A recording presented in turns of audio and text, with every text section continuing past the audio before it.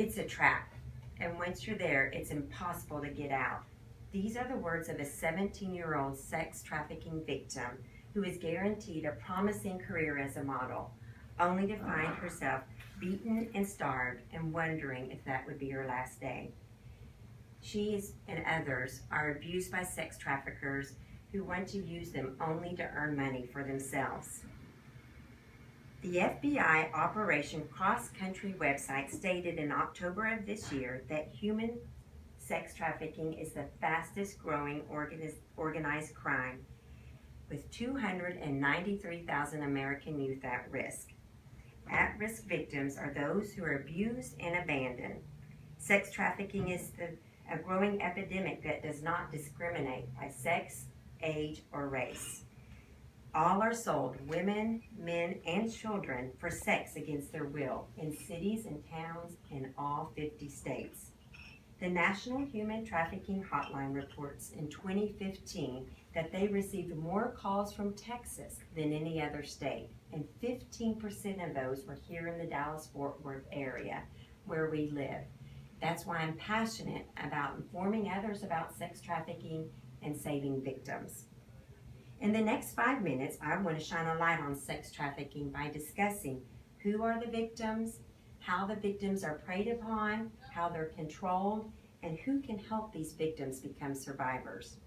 My first point is to talk about the traffickers and how they prey upon their vulnerable.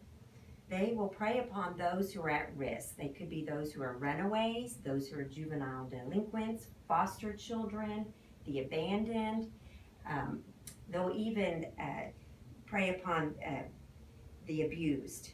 According to Dr. Vanessa Boucher at TCU, who published the Thorn Survey in January 2015, she said that victims meet their traffickers face to face, not online.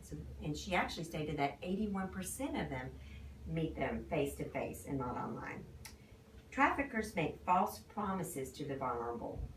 They'll offer a better life to them. They'll offer a better place to live, maybe a home, jobs, cars, security. If the abandoned didn't have a family life, they'll offer them the security of a family. And some of them will even lure their victims into a romantic proposal. Now that we have looked at who the pimps target, I'm going to explain how they control their victims. Traffickers break down their victims emotionally and control them.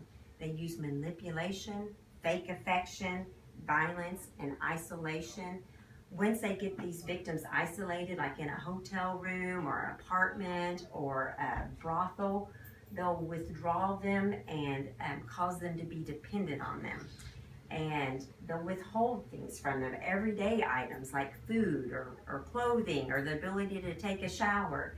One victim shared that she did not meet quota for the night, and so the trafficker would not let her use her inhaler. And my final point is to share how people in key positions can help these victims. And those key people are healthcare providers and law enforcement.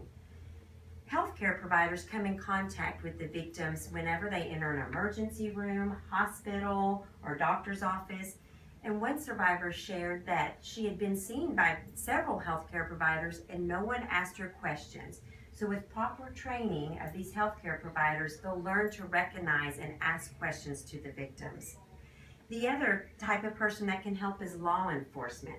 When they are trained to distinguish someone as a victim instead of a prostitute or a criminal, they can get them the help they need and immediately help save them from getting back into a sex trafficking situation.